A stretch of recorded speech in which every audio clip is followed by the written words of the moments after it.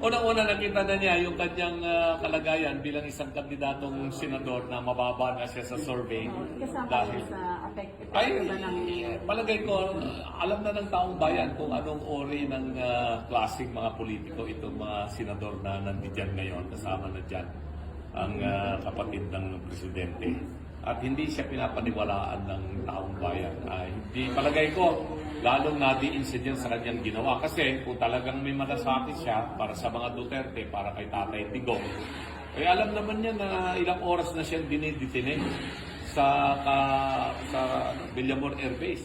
Eh ano't yung tawagan niya yung kanyang kapatid na presidente? O kaya kung hindi man siya sagutin, tulad ng sinasabi niya hindi sila masyadong nakapag-usap, eh di humarap na lang sana siya sa media.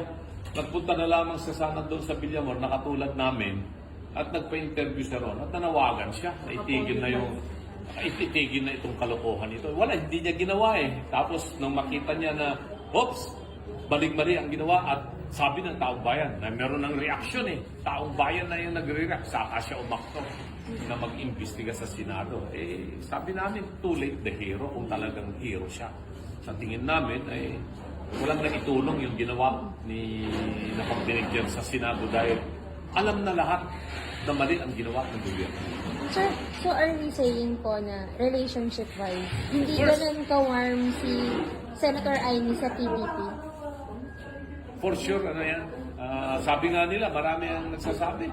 Mga sumulat ng mga mahuhusin ng mga komentarista sa dyaryo at saka pati na rin sa mga radyo na ano lang yun, pinagtakpan lang yung kabalbalan ng kapatid niyang Pangulo.